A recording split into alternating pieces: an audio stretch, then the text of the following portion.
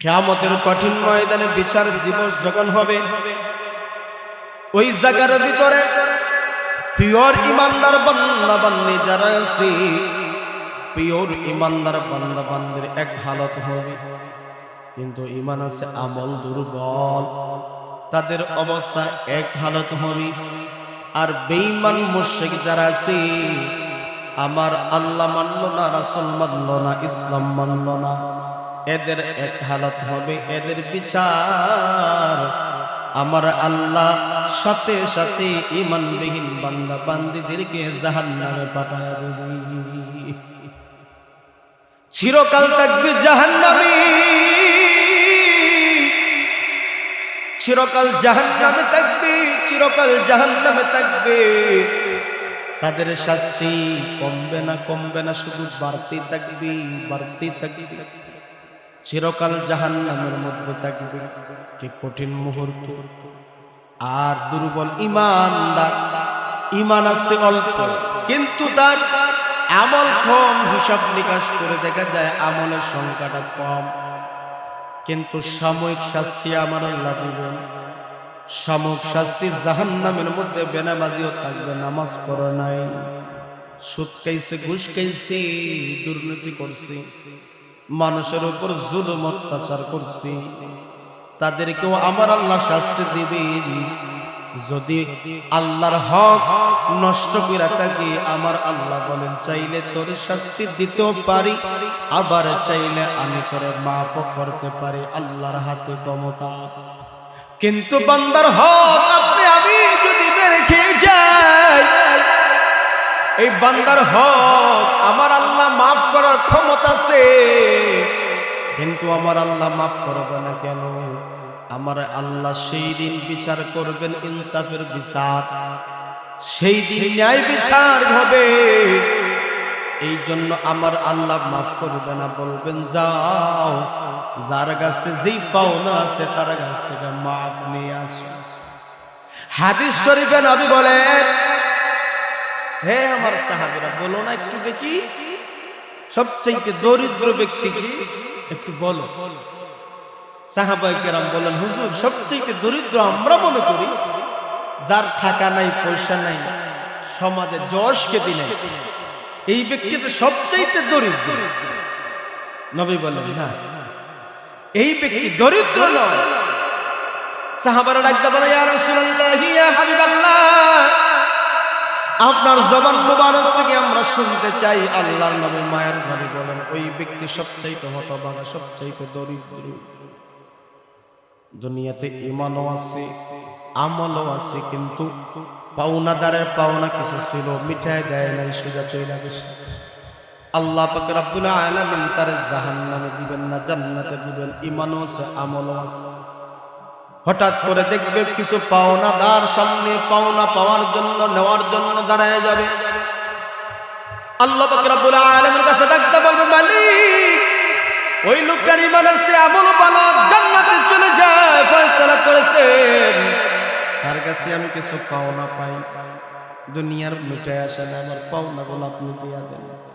আলহামদুলিল্লাহ, আলহামদুলিল্লাহিল্লাযী খালাকা কুল্লা শাইইন ওয়া আহসানা খালকাহু ওয়া তারতীবাহু ওয়া আদ্দাবা নাবিয়্যাহু মুহাম্মাদান সাল্লাল্লাহু আলাইহি ওয়াসাল্লাম। ওয়া নাশহাদু আল লা ইলাহা ইল্লাল্লাহ ওয়াহদাহু লা শারীকা লাহু ওয়া নাশহাদু আন্না সাইয়্যিদানা ওয়া সানাদানা ওয়া হাবিবানা ওয়া মাওলানা মুহাম্মাদান আবদুহু ওয়া রাসূলুহু الذي أرسل إلى الناس كافة بشيرا ونذيرا وداعيا إلى الله بإذنه وسراجا منيرا أما بعد فأعوذ بالله من الشيطان الرجيم بسم الله الرحمن الرحيم فأما من طغى وآثر الحياة الدنيا فإن الجحيم هي المأوى وأما من خاف مقام ربه ونهى النفس عن الهوى فإن الجنة هي المأوى بارك الله لنا ولكم في القرآن العظيم ونفعنا وإياكم بالآيات والذكر الحكيم وقال الله تعالى إن الله وملائكته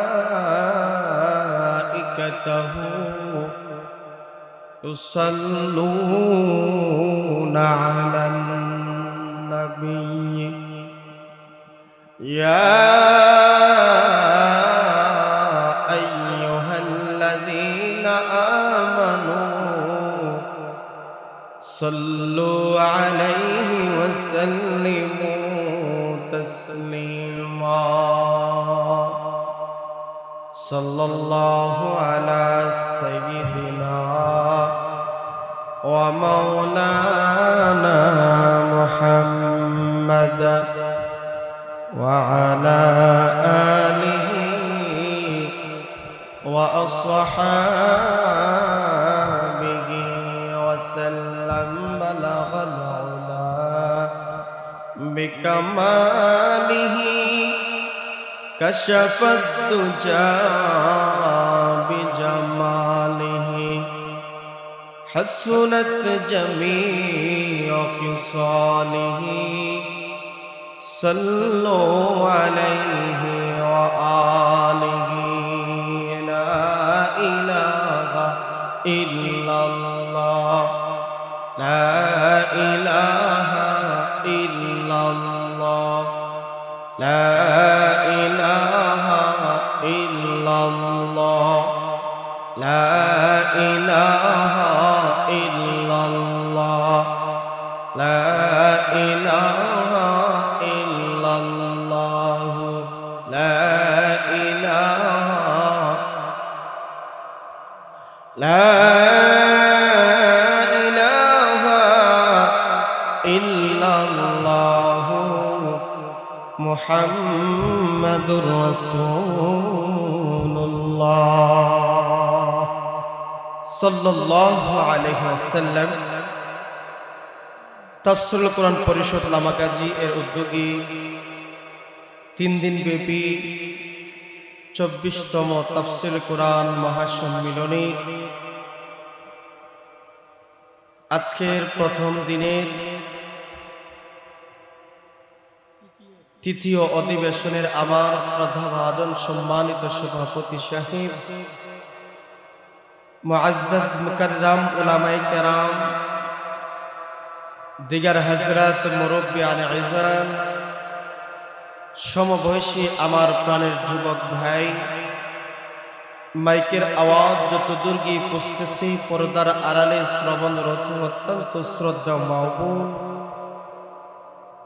মহান রব্বুল আলামিনের দরবারে অসংখ্য অগণিত নিয়ামতের শুকর আদায় করি যিনি আমাকে আপনাকে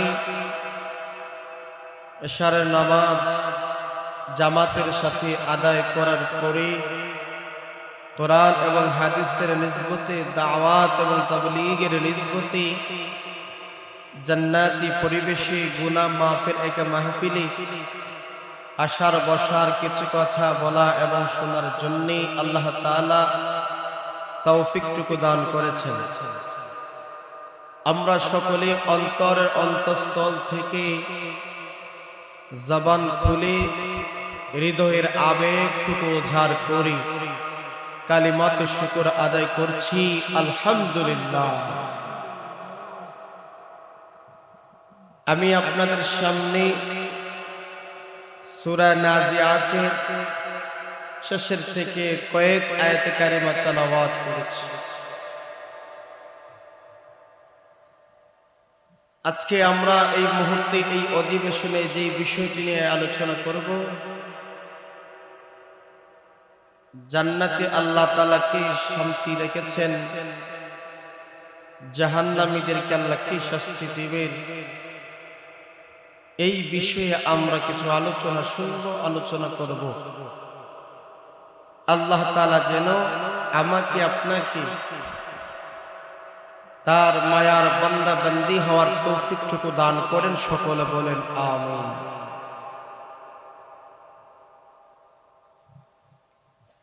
চির সুখের জায়গা জান্নাত, আর চির দুঃখের জায়গা হলো জাহান্নাম। জান্নাতে কারা যাবে? জান্নাতে যেতে হলে কি কি গুণগুলা অর্জন করতে হবে সংক্ষেপে আমরা জানার চেষ্টা করব। জাহান্নামে যারা যাবে কি কি কারণে, কেন তারা জাহান্নামে যাবে, সে সম্পর্ক আমরা সংক্ষিপ্তভাবে কিছু আলোচনা শুনব। আল্লাহ পাক রব্বুল আলামিন তার পবিত্র কালামুল্লাহ শরীফের ভিতরে অসংখ্য অগণিত জায়গায় জান্নাতে যারা যাবে, চির সুখের জায়গায় যারা যাবে, অনেক বৈশিষ্ট্য, অনেক গুণাবলী অর্জন করার জন্য বলেছেন। আর চির সুখের জায়গায় যারা যাবে তারা কি কি নিয়ামত পাবে, হাদিস এবং কোরআনের মধ্যে আল্লাহ তাআলা ভরপুর নিয়ামতের ঘোষণা তুলে ধরেছেন। আপনাদের কাছ থেকে আমি একটা আওয়াজ শুনতে চাই, আমরা চির সুখের জায়গায় জান্নাতে যেতে চাই কি চাই না? জান্নাতে যদি যেতে হয় অবশ্যই কিছু কোয়ালিটি, কিছু গুণ আছে যেগুলা অর্জন করলে বান্দা চির সুখের জায়গা পাবে। আমাদের এই পৃথিবীতে অসংখ্য অগণিত সৃষ্টি জীব আল্লাহ তাআলা বানাইছে, অসংখ্য অগণিত নিয়ামত ভরপুর করে আল্লাহ তাআলা এই দুনিয়া বানাইছে। এই দুনিয়াতে আল্লাহ তাআলা মানুষকে স্বাধীনতা দিয়েছে। বান্দা তুমি ভালো কাজ করতে পারো, এটা তোমার স্বাধীনতা রয়েছে। বান্দা তুমি খারাপ কাজও করতে পারো, এটাও তোমার স্বাধীনতা রয়েছে। কিন্তু উভয়ের কাজ সমান নয়, পার্থক্য আছে না নাই?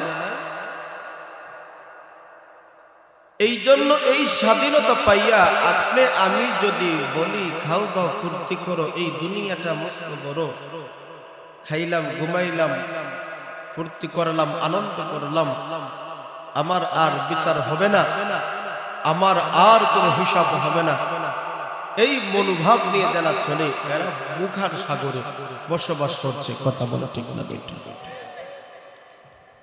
আল্লাহ বলেন অসংখ্য অগণিত সৃষ্টি জীব আমি আল্লাহ বানাইছি। তোমরা অনেকে ধারণা করো এগুলা অনর্থক, অযথা, ঔধ, এগুলা অনর্থক নয়, অযথাও নয়। অবশ্যই মহান রব তার সৃষ্টি কোনো না কোনো একটা উদ্দেশ্য নিয়েই আল্লাহ বানাইছে। আওয়াজ দেন ঠিক না? আল্লাহ বলেন أفحسبتم أنما خلقناكم عبثا وأنكم إلينا لا ترجعون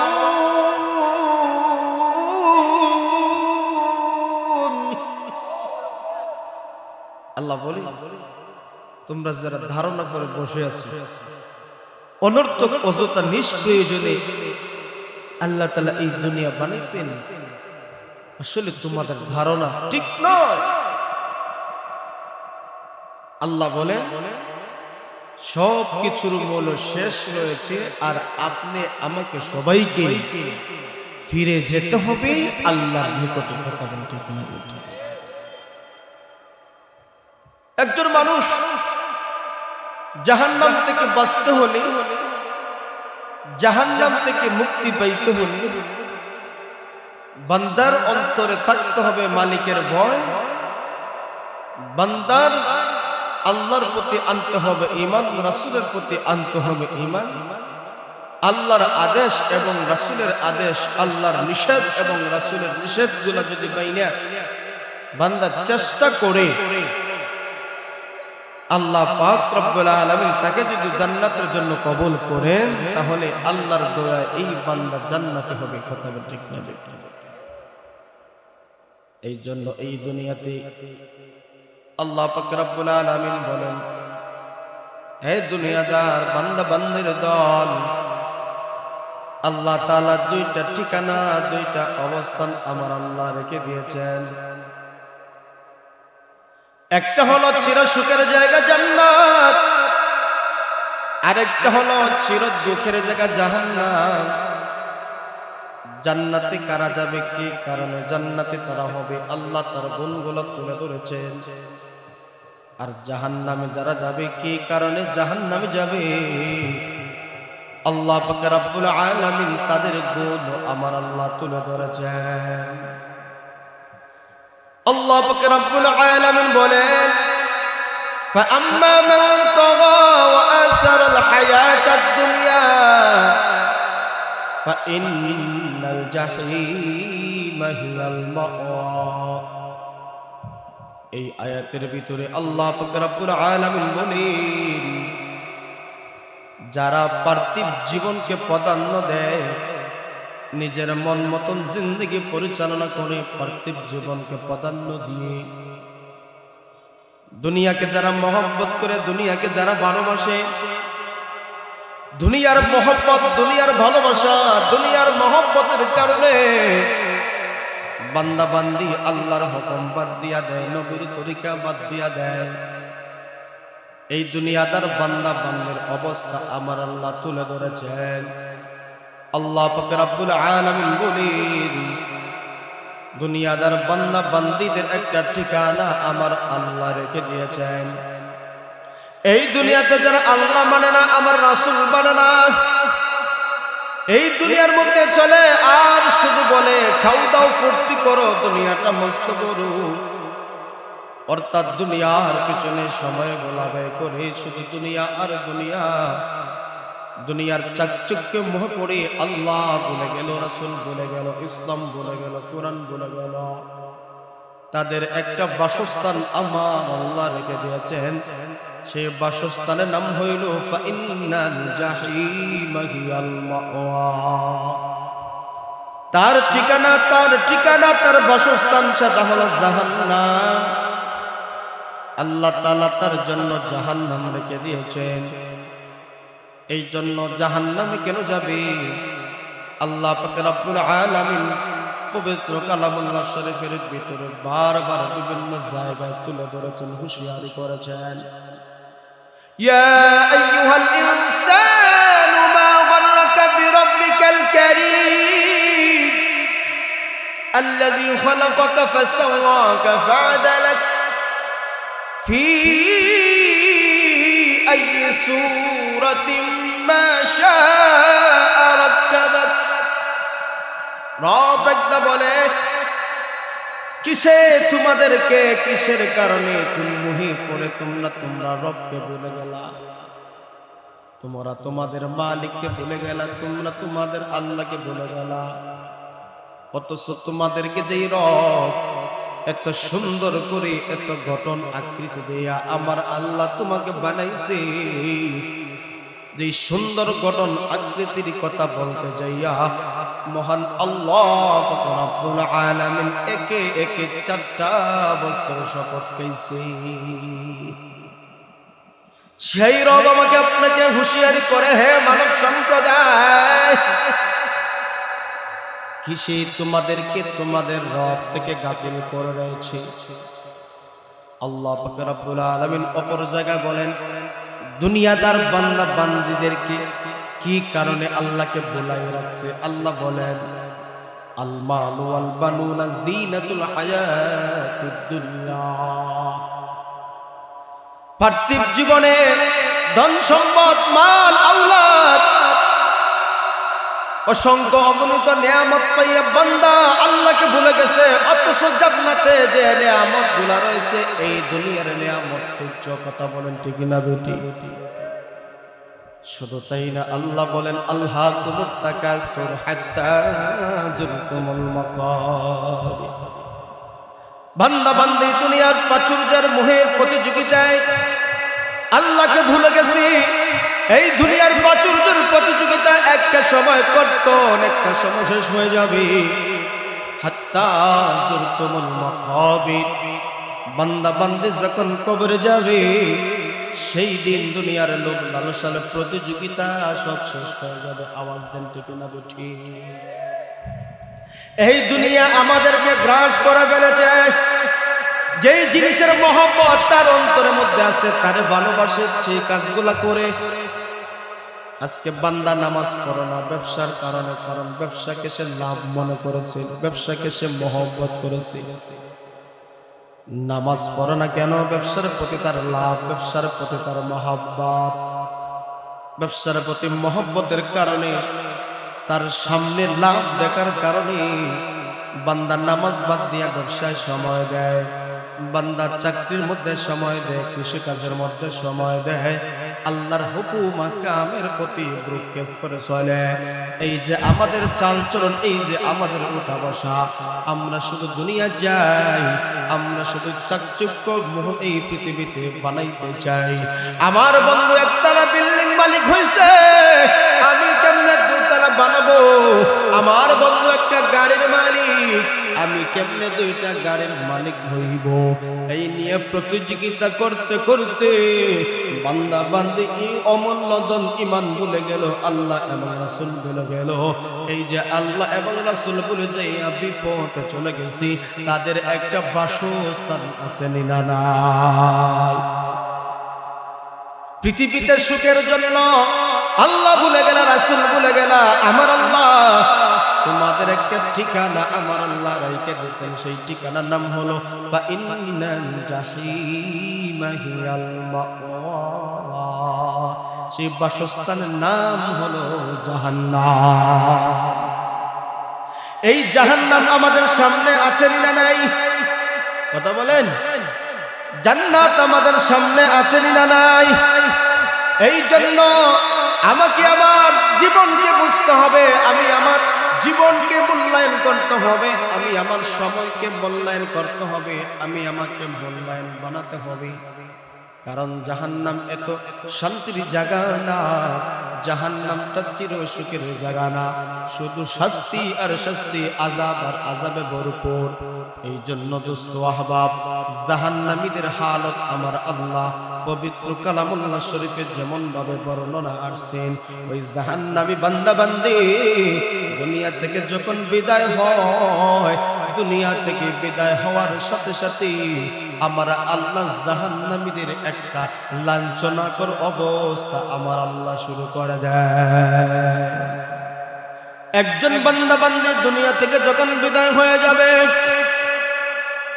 একজন বান্দা বান্দি যখন দুনিয়া থেকে বিদায় হয়ে যাবে, ওই লোকটা যদি নেককার হয়, আমার আল্লাহ তার মরণটা দিবে এক হালতে।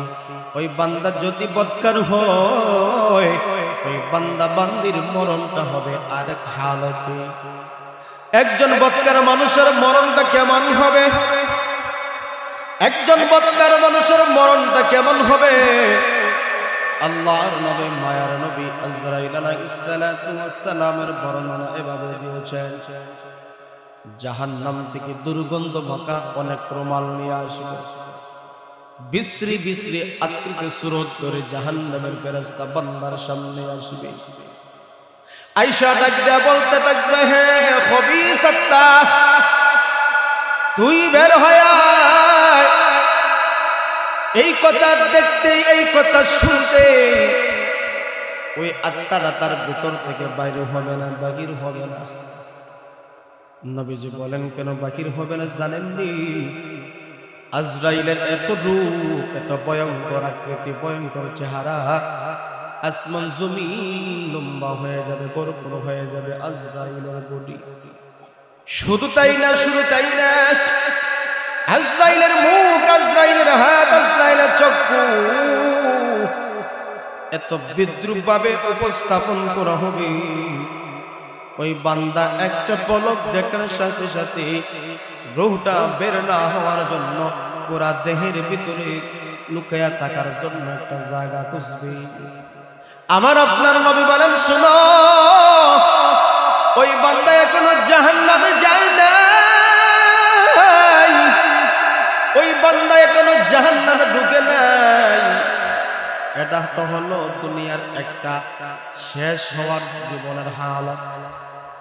নবী বলেন, আজরাইলের গর্দনটা এত বড় হবে, আজরাইলের মাথার চুলটা এত বড় হবে, এত লম্বা হবে, আজরাইলের মাথায় গাড়ের উপরে যদি তামাম দুনিয়ার পানি যদি জমা করে তার মাথার মধ্যে রাখা হয়, ওই মাথার মধ্যে পানি তার টপ টপায়া জমিনে পড়বে দূরের কথা, গার পর্যন্ত এসেই তার পানিগুলো শেষ হয়ে যাবে। এবার অনুমান করিন আজরাইল আলাইহিস সালাতু ওয়াস সালামের মাথা কতটা না বড় হবে। এখনো তো বান্দা দুনিয়ার সফর শেষ করে জান্নাতে যায় নাই, শাস্তির সম্মুখীন হয় নাই। ওই বান্দা জাহান্নামীর মরণটা এত কষ্টদায়ক হয়, ওই বান্দা বের হতে চাইবে না, রোহটা বের হতে চাইবে না। এই জন্য ফেরেশতারা, মরণের ফেরেশতারা তার জান কবজ করার জন্য তার পায়ের মধ্যে, বুড়ি আঙ্গুলের মধ্যে আপনার টিপতে টিপতে টিপতে টিপতে তার পুরা দেহ একবারে গলা পর্যন্ত নিয়ে আসবে। দেখবা কিছু কিছু মানুষ দুনিয়া থেকে মরণ হইলে কিছু কিছু মানুষের আকার আকৃতি অনেক সময় পরিবর্তন দেখা যায়। বড় বড় চক্ষু করে উপরে দিকে তাকায়, হাত পাও অস্বাভাবিক ভাবে নড়াচড়া করি, বুঝতে হবে তার সাকরাত শুরু হইছে। সাকরাতটা এত ভালো না, এত ভালো না, অস্বাভাবিক কার্যকলাপ অনেক বান্দা বান্দির দেখা যায়। আমার প্রাণের বন্ধুগণ, আমার আপনার নবী বলি, একজন ইমানদার বান্দা বান্দের মরণের হালত একরকম হবে, একজন গুনাহগার জাহান্নামী বান্দা বান্দের মরণ অন্য হালত হবে। এমন ভাবে হবে, এমন ভাবে হবে, একটা ছাগলকে যদি জিন্দা অবস্থায় তাকে যদি তার শরীর থেকে খালগুলা ছিলানো হয়, আবার উল্টো পথে ছিলানো হয়, আমার রাসূল বলেন যেই কষ্ট হবে তার চাইতে আরো বেশি কষ্ট হবে একজন জাহান্নামীর মরণ। এই জাহান্নামী বান্দা যখন দুনিয়া থেকে বিদায় হয়ে গেল, রূহের হালত কেমন? রূহটা যখন নিয়ে আসমানের দিকে উঠতেছে, আসমানে ফেরেশতা ডাকতে কয়, এই রূহটা কার? সে বলবে অমুক বান্দা বান্দির রূহ। খবিসাত্তা নাফাকাত্তা, রবের সাথে সম্পর্ক ছিল না, রাসূলের সাথে সম্পর্ক ছিল না, কোরআন দিন ইসলামের সাথে তার সম্পর্ক নাই। ওই রূহটা উপরে যাবে, আল্লাহর কাছে নিয়ে যাওয়া হবে। আল্লাহ বলবেন যাও, এই কবিস আত্মার রূহ আর উপরে ওঠানো দরকার নাই। এই রূহটাকে সিজ্জিদ অর্থাৎ জাহান্নামের একটা জায়গা আছে, জাহান্নামী বান্দা বান্দির রূহ যেই জায়গায় থাকবে ওই জায়গার মধ্যে তারা নিয়ে আসো। সম্মান নাই, সম্মান নাই, এখনো তো বিচারই হয়। জাহান্নামে এখনো যায় নাই, তার আগেই তার কত বৎসনা হবে, নিন্দা হবে। ওই বান্দাকে যখন জাহান্নামের মধ্যে ঢুকানোর আগে এই হালত হয়, না জানি জাহান্নামে দিলে আমার বান্দার আমার আল্লাহ কত শাস্তি দান করবে। বান্দা যখন কবরের মধ্যে রাখা হইল, কবরের মধ্যে রাখতে যাইয়া ফেরেশতারা এসে তিনটা প্রশ্ন করবে, মার রাব্বুকা ওয়া মা দীনুকা ওয়া মা নাবিয়ুকা, তোমার রব কে ছিল, তোমার দিন কে ছিল, তোমার নবী কে? দুনিয়াদার বান্দা রব ছিল নাই, রবের পরিচয় দুনিয়ায় পায় না। প্রশ্ন করলে কি উত্তর দিতে পারবে? ছাত্ররা পরীক্ষার হল রুমে যখন ঢুকে, ছাত্ররা হল রুমে ঢুকলে, আমার বন্ধুগণ, আমার প্রাণের ভাইয়েরা, হল রুমে ঢুকলে যদি প্রশ্ন আনসার যদি না থাকে, আপনার প্রশ্ন আনসার না থাকলে, জানা না থাকলে, আপনার হল রুমের ভিতরে ঢুইকা কিছু কিছু ছাত্র আরামসে লিখতে থাকে, আবার কিছু কিছু ছাত্র কলম খামড়ায় খাইতে থাকে, বুঝা যায় তার পেটে খিদা লাগছে। কথা কোন ঠিক বলি? সে তার আনসার গুলা পারে না, পেরেশান হয়ে গেছে। ওই জাহান্নামী বান্দা, সে দুনিয়ার সাথে সম্পর্ক ছিল, রব ছিল নাই, দিন কি ছিল বুঝে নাই, নবীর আদর্শ সে ছিল নাই, এখন পড়ে গেছে কবরে। এই হালতে বান্দাকে প্রশ্ন করা হবে, প্রশ্ন করলে উত্তর দিবে তো দিবেই না, সে আফসোসের সাথে বলবে আমি জানি না, আমি জানি না। আমার রব ঘোষণা করে দেয়, ওই বান্দারে জাহান্নামের লিবাস পরিধান করায়া দাও, ওই বান্দারে জাহান্নামের লিবাস পরিধান করায়া দাও। শুধু তাই না, শুধু তাই না, তার কবরটারে সংকীর্ণ করে দাও, এমন ভাবে সংকীর্ণ করে দাও। আমার রাসূল বলেন, এইভাবে নবী দেখাইছেন, একটা পাজরের হাড় আর একটা পাজর বান্দার এই কবরের মধ্যেই ঢুকে যাবে, এটা সংকীর্ণ করে দেওয়া হবে। এখনো কিন্তু চূড়ান্ত ফয়সালা হয় না। এত কঠিন শাস্তি, এত কঠিন শাস্তি আমার আপনার সামনে এই হালত অবস্থান আসেনি না নাই? এই জন্য তো আল্লাহর নবী বলেন, আল কবরু রাউযাতুম মির রিয়াজিল জান্নাহ আও হুফরাতুম মিন হুফারিন নার। কবরটা কারো তো জান্নাতের বাগান হয়ে যাবে, নতুবা কারো কারো জন্য কবরটা হয়ে যাবে জাহান্নামের গর্ত। ওই যে ঈমান নাই, আল্লাহ চিনল না, রাসূল চিনল না, ইসলাম চিনল না, শুধু দুনিয়া, শুধু দুনিয়া, ওই বান্দারে জাহান্নামের শাস্তি দুনিয়ার মরণের পর থেকে শুরু হয়ে গেছে। ঠিক না বেঠি? একজন জাহান্নামী যখন জাহান্নামে চলে যাবে, একজন বান্দা বান্দি যখন জাহান্নামে চলে যাবে, আল্লাহ পাক রব্বুল আলামিনের কাছে বান্দা খাবার চাইবে, খাবার দাও মালিক, আমারে খাবার দাও, খাবার দাও। আল্লাহ পাক রব্বুল আলামিন তারে এমন দুর্গন্ধময় খাবার দিবেন, এত দুর্গন্ধযুক্ত খাবার যাকে যাক্কুম ফল বলা হয়, চতুর্দিকে কাটা আর কাটা, দুর্গন্ধময় খাবার বান্দা তাকে আমার আল্লাহ দান করবেন। পেটের কিতায় হুঁশ থাকবে না, হুঁশ থাকবে না, বান্দা এটাই খাইতে শুরু করবি, ঢোকার সময় আরামের সাথে ডুবে যাবে, গলার মধ্যে দিয়ে আটকে যাবে, এবার সামনে বমি করে। আমরা অনেক সময় পেট থেকে খারাপ জিনিস বাহির করে দেয়, বান্দা বমি করতে চাইবে, বমিও হবে না, উপরে আনতে চাইবে, উপরে যাবে না, নিচে নিতে চাইবে, নিচেও যায় না। এই জন্য জাহান্নামীদের অবস্থা আমার আল্লাহ তুলে ধরেছেন। জাহান্নামী হালতের অবস্থা কেমন হবে আমার আল্লাহ তুলে ধরেছেন। ইন্না জাহান্নামা কানাত মিরসাদা লিত্তাগীনা মাআবা। আল্লাহ পাক পবিত্র কালাম আল্লাহ শরীফের ভিতরে বিভিন্ন জায়গায় বিভিন্ন সূরার শুরুতে শেষে মধ্যখানে জাহান্নামীদের হালত আমার আল্লাহ তুলে ধরেছেন। ইন্না জাহান্নামা কানাত মিরসাদা লিত্তাগীনা মাআবা লাবিসিনা ফিহা আহকাবা। রব্বুল আলামিন বলেন শুধু তাই না, লা ইয়াযুকুনা ফিহা বারদাও ওয়ালা শারাবা ইল্লা হামিমান ওয়া গাসসাকা জাযাআন ওয়াফাকা ইন্নাহুম কানু লা ইয়ারজুনা হিসাবা। জাহান্নাম বড় ভয়াবহ অবস্থার জায়গা। বান্দা যখন এই জাক্কুম ফল আল্লাহ খাওয়াইবে, কাঁটাযুক্ত ফল আমার আল্লাহ খাওয়াইবে, আমার আল্লাহ ওই সময় বান্দা বারবার বলবে মালিক সামনে আনতে পারে না, পেছনে যায় না, কি করব আল্লাহ, আমারে পানি দাও, পানি দাও। একটু পানি খাইলে আমরা দুনিয়াতে কোনো ঔষধ যদি আটকা যায়, পানি খাইলে নিচে যায়, নিচে যায়, গলার মধ্যে অনেক কিছু আটকা যায়, পানি খাইলে নিচে যায়।